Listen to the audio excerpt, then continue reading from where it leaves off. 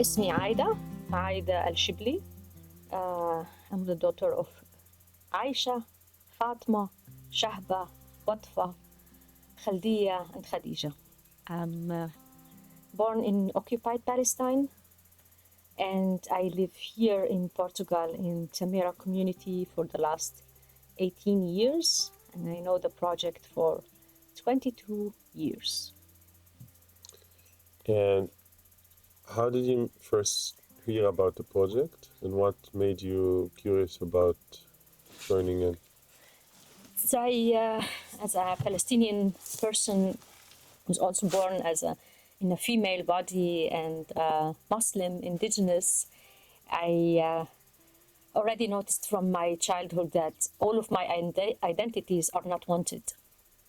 And still I had so much love inside of me that I wanted just to share it with people.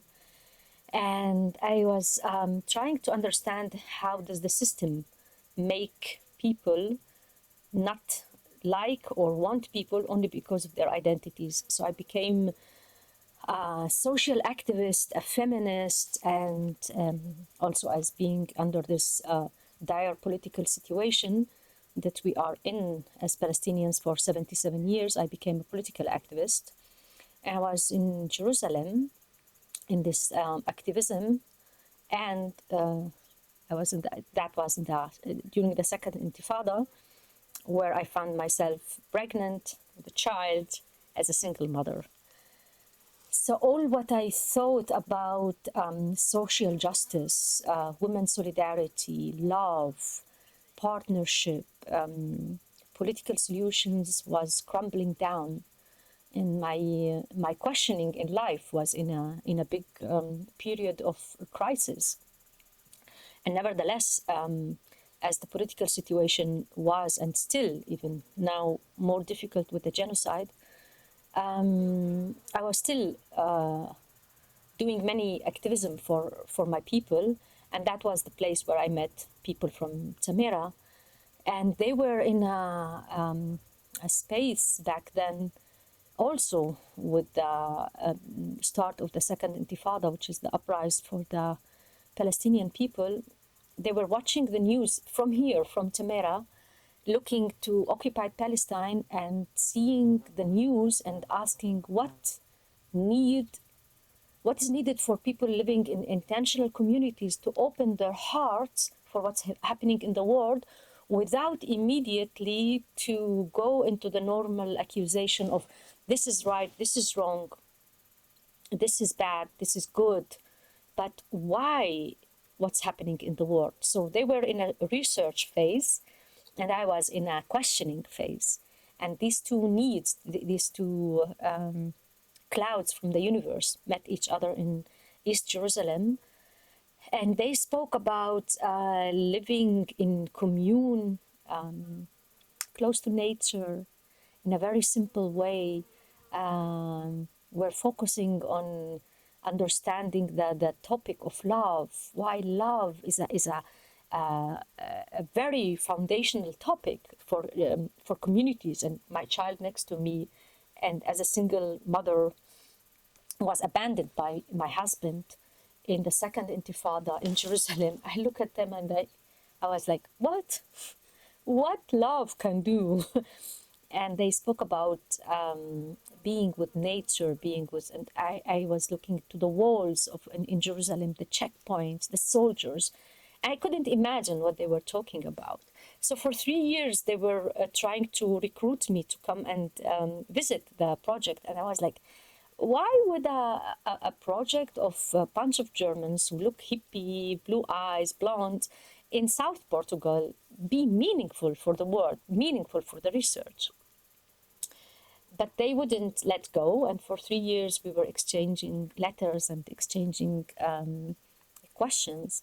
And at last, I received a letter from the founder of Tamera, where she invited me to join the research of the community.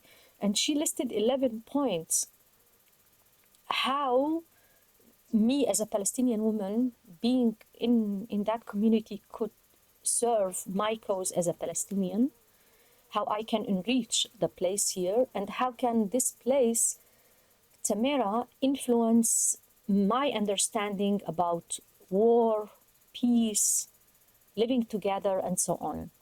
And that letter was convincing.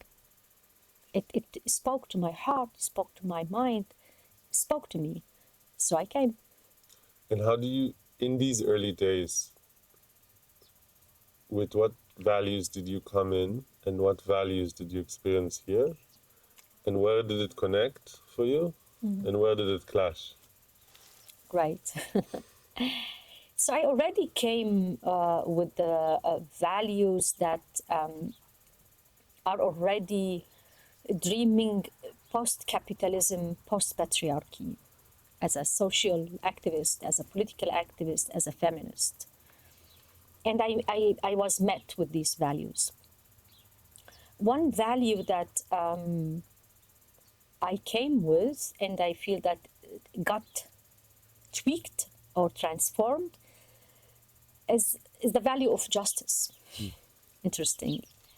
As Palestinian living under occupation, the whole topic of justice was so deep in my heart that there can be no peace without justice. I still believe in it.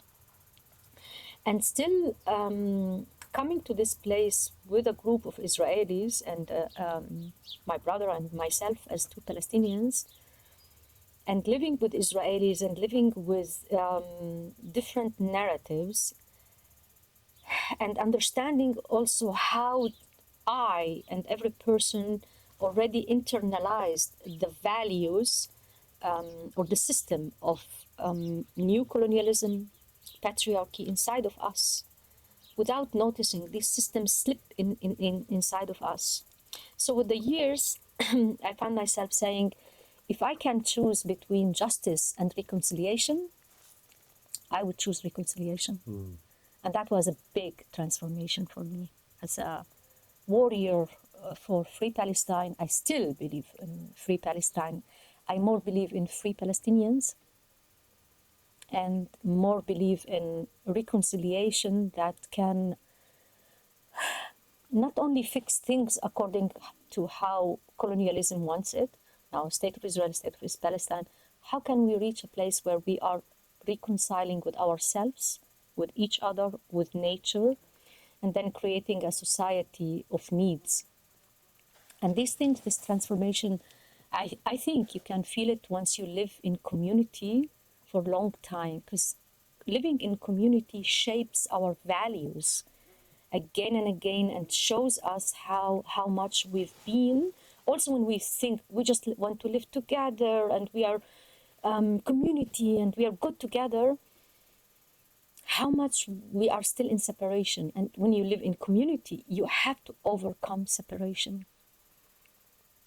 So what do you think is the biggest element of self-growth that you went through in order to really be part of the community over here? One area of self-growth is that I grow up with a certain image of myself. I was just writing about it 2 days ago. Is that, you are, I don't want to say about you, I am, many of us, born into families, loving families. And I remember my mom all the time telling me how beautiful you are, how amazing you are. And I say this also to the children around me, and because they are, and I believe I was. But I think with the time, I developed a certain image about myself, even about my outer, although I could see myself in the mirror. But there was something about between the me and me, an aura that was much bigger, much more beautiful than what I am, who I am. So my first clash was when I saw myself in a video for the first time, a wedding of somebody, and then I saw myself in the after wedding looking at myself, thinking, but that's not me. But that was me. So that was the dissonance between how the image that I developed about myself and myself in the camera. in community, this image that we develop about ourselves, whether it is the only resonance for us is a nuclear family or another partner, is something that often fed our ego. It's like, yeah, smooth our ego. It's like, yeah, you're great. You're my beloved. Oh, my daughter, my son. Great, great, great. We are great. And still, when you live in community and you start rapping with people, something of that greatness that it's false, fall down. Community brings you to really know what is the diamond that you are, what is the fire that you are, or not. And then you can grow toward it, but doesn't allow you to live in self-illusion, in thinking, oh, I am the most generous, not jealous person. And then you are requested to serve in the community. No, but I need my time for my coffee. And so, no, you're not generous, actually. I am not jealous. My partner can do whatever she wants. And then your partner falls in love with somebody else and your world is crumbling. So it checks your values, the values that we like to say about ourselves. I think that one of the main diseases of our modern life is this individual, separated lifestyle that the West created for us. Two parents, whether they are one gender or different genders, growing a child, one child, maximum times two children, in a separated room, in a separated lifestyle. And then we produce millions of these separated selves that have no contact to others, have no contact to nature, have no contact to the world. And this is the dominant field that we have. So I think if to jump to a conclusion, creating intentional communities in the global north is of the most essential, needed things that we need in this time. And following on exactly that, how do you think these places can be laboratories or serve the healing of the world? I don't know if these spots, intentional communities, are there to heal the world. I want to humble that. Well, sitting in a healing biotope. Healing biotope in process. I think we never said it's a healing biotope. The vision is toward a healing biotope. I think the maximum that we can aim to have in these spots of light and vision and hope is that they can inspire others for a different way of living. That's already a lot. There is this theory that speaks about free zones, where intentionally you create a free zone from the dominant field of patriarchy, separation, colonialism, Zionism. You free it, and you create a space where the human creativity, values, spiritual roots can grow in a different way, and from there a healing can come. But these places are not like acupuncture, a needle that can heal. That was once an image that we hold. It might be also true, I don't know. But I want to, facing genocide and facing separation and facing moments that even in such a place, I was attacked by people who hold a different ideology of separation. And I don't want to say that these are what's going to heal the world, but definitely there are places to inspire us that it's different. Look what's happening with the Zapatistas or in Rojava or in other spots where we allow different conditions to happen. A different kind of creativity and a loving spirit from people comes out, which reminds me again and again that my basic understanding about human beings, and that's what allows me to endure this work of transformation in communities is that I absolutely believe that human beings, all of them, no matter what color, religion, background, are made good, are of a good essence and a good material from the beginning.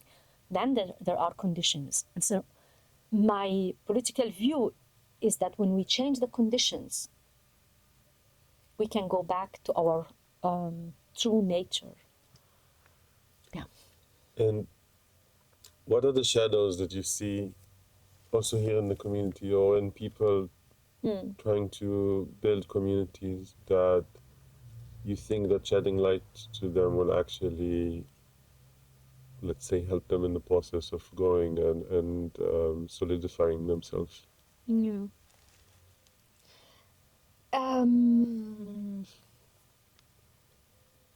So you see, many people have a very romantic image about community. It's, to put it in a way, it's like this. I have a wish, and I want that wish to happen fast. So there are many people that can do it for me. This is a very romantic and basic and wrong way of being. Oh, let's be in community, and then we can do the things together and faster. And some people think about community where your not only wishes but longings in sexuality, in contact can just grow, which is true. But this leads us to live in a community of emotions. And that's a lower level of community where we share things, we split things, and we share, we avoid conflicts, we are good neighbors, we go to the biological shop and we shop there, and we dress like hippies, and we dress in such a way that we are alternative, and we relate to each other in an emotional way, and that's the low. What makes community not living in the shadow, where actually, for example, from occupied Palestine, the kibbutz movement it started as a good intention and ended as a space of rumors and gossip and the social things. And now I come to the shadow. These places, we will start working in the shadow when the community does not engage with the system that made it not possible to live in community. If we don't address the systems that don't want us to live in community, we might end in a community, but we are still applying the rules of the system. So if the system of capitalism wants us to be individual consumers and so on, if we don't create something alternative to it, then we can live in a community and we share one laundry machine, but we didn't change a lot. System of racial injustice. If you look into the majority of communities in the global north, North America and Europe, you will see, although they are speaking about alternative ways of living, the majority who are living there in them are white people of white origin. Why? You need to ask the question. There are lots of people of color in Europe, lots of people of color in North America. Why it's not mixed? So if the community does not engage in these questions, there will be a shadow around them. If I go back to the kibbutz again was a good intention, but was an exclusive system for Jewish only. So even if it is a good thing, if it's not inclusive from the beginning and equity and equality, you will end in shadows. And yeah, the kibbutz movement was Zionism. It was Zionism, absolutely. Exclusive from the beginning, robbing lands of others. So that's, for example, a very clear shadow. You cannot go and buy a land now, not about the kibbutz, buy a land in a place, for example, let's take Tamera. You cannot just buy a land because you can, coming from Germany, and then you create a bubble for you. that will end. In some point, it will end, it will crumble. That's why Tamera was from the beginning building bridges with the local community, seeking the local. I would say not enough, but still there is the try not to keep the borders open energetically, to invite, to include, to make sure that we have people from the global south all the time in education, in leadership.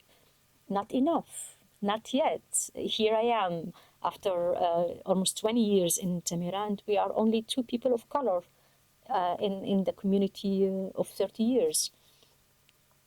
How do you make this place more inclusive? And like, how, as someone who wants to build and live in community in Europe, let's say, how do you make these places more inclusive? First of all, you as a person who want to create community, make sure that you understand what does it mean racial justice. You understand what does it mean white supremacy. You not only understand it, but you came to the level where you can say, aha, here's the system and here's me. So when somebody is attacking the system, is not attacking me. So when I work with men in relationships and we criticize patriarchy, if the man crumbles as a masculine gender, then you still need to do work. You are not the system. You are benefiting from the system. For sure. That's why you have even double responsibility to change the system. But you're not the system. Same to white people. When we are speaking about white supremacy and racial injustice and structural racism, and you crumble as a white person, then you didn't do the work. It's not yet for you to build a community.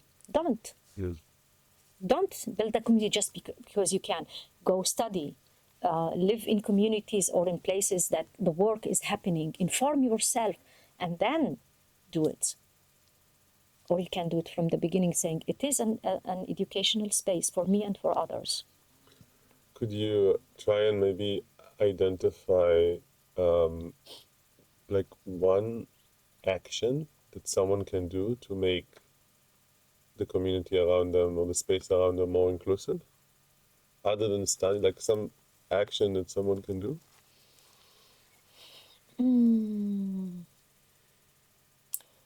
I don't know if there's one action, but one principle is that if you have in your personal life anything material or energetic more than you need, share it. Oh. Really check what do you need and the rest share it. And share it with people around you, but also try to enlarge your borders. I would say often the people who are around you are most likely like you.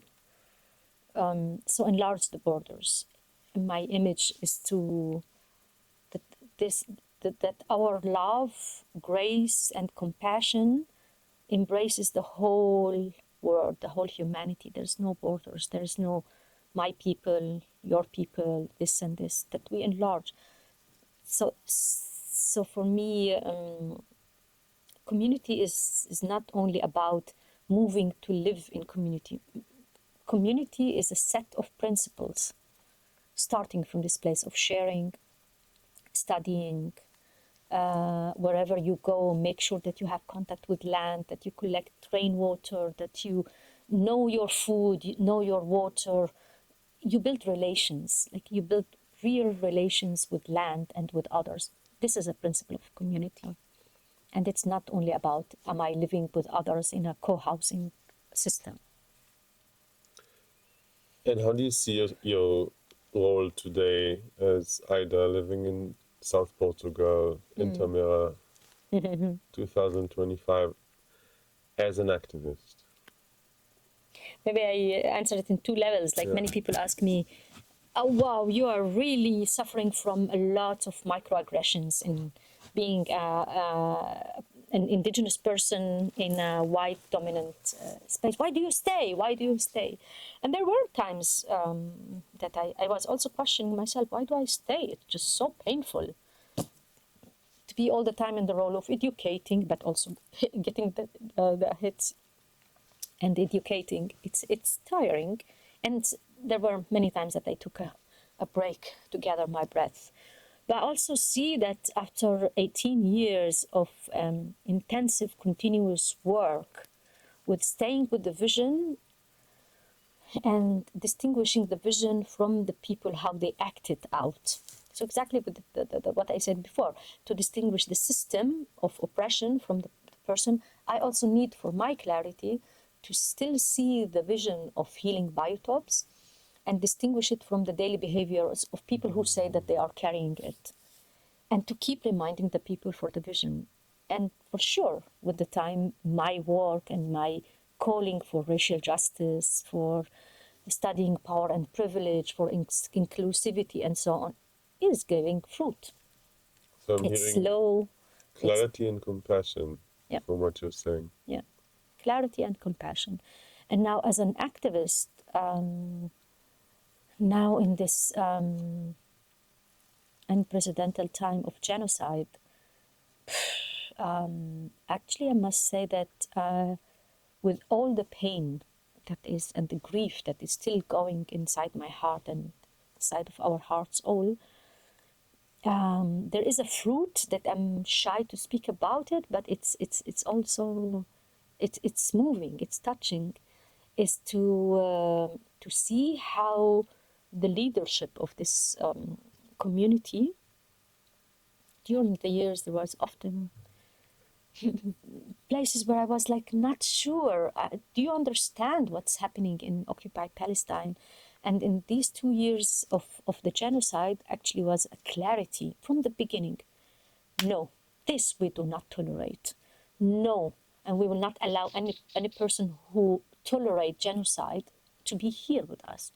That gave me such a clarity of like, aha, then I can see the matching of the values. And so as an activist, I'm finding a new platform. I always found Tamera and the connections in Tamera a good platform for myself and for the love that I have and the teaching that I have. And during the genocide, it multiplied itself. Like, wow, there's a clarity from the community. It gives me safety. It gives me the feeling of being protected. And I can use this platform even more. And what do you think can change in these spaces, even around Portugal, these community spaces, these alternative spaces?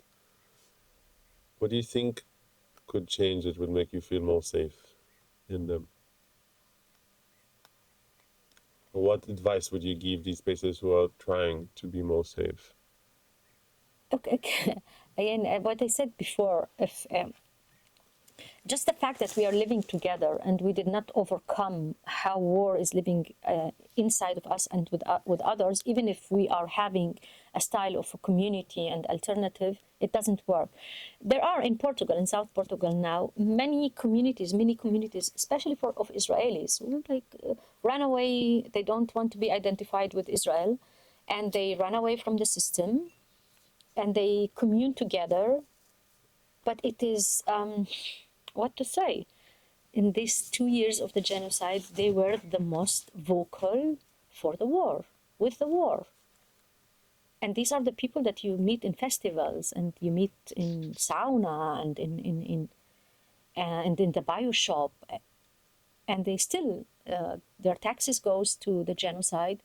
Some of them even went from here to do service, miluim, in the genocide. So I don't feel safe with them. And what do you think they're missing, or how do you think they political understanding? The thing is that you cannot hope for exclusivity for your people, and in the same time ask for inclusivity of the world and alternative. You can't be alternative and at the same time asking for a state only for Jewish. It cannot go together. I mean, if we look at it in a bit more broader way, I think the Israel is a great example, because I think many of these, let's say, white privileged North Hemisphere people, if they will have a similar situation back home, they will probably become that version of the Israelis today, because it's the same system who educated them. But then also for the Israelis who are hearing you speak, but also for the Dutch and the British and the Americans, what are they overlooking, and how are they eventually getting hurt from that they could open their mind a little bit, and from that enjoy creating that reality that they think they're doing. I can only repeat it. Study the system that doesn't want you to live in community. When you study it and understand why the system wants you to live in separation in capitalist way and new colonial way, then you will understand what is your role. And if you're not studying it, if you're not understanding it, then you are overlooking. You are jumping to the action before understanding the system. The action is like, oh, let's move together and live together. Beautiful. But without understanding the whole system, the whole process, that's an overjump. And in my 20 years of living in Tamera and meeting many people who want to build communities, I saw already hundreds of communities rising and falling, because it's the overjump. I have the money, I have the means, I can do it. Let's call friends, and then we clash on, in the case of white people, on power, decision making, money, and sex. These are three important topics that are part of the system that don't want you to live in community. That's why the system creates classes, hierarchy, and privilege. It comes to money, the system creates capitalism. How do you live your love and sexuality creates religion and social norms that tell you how you should live.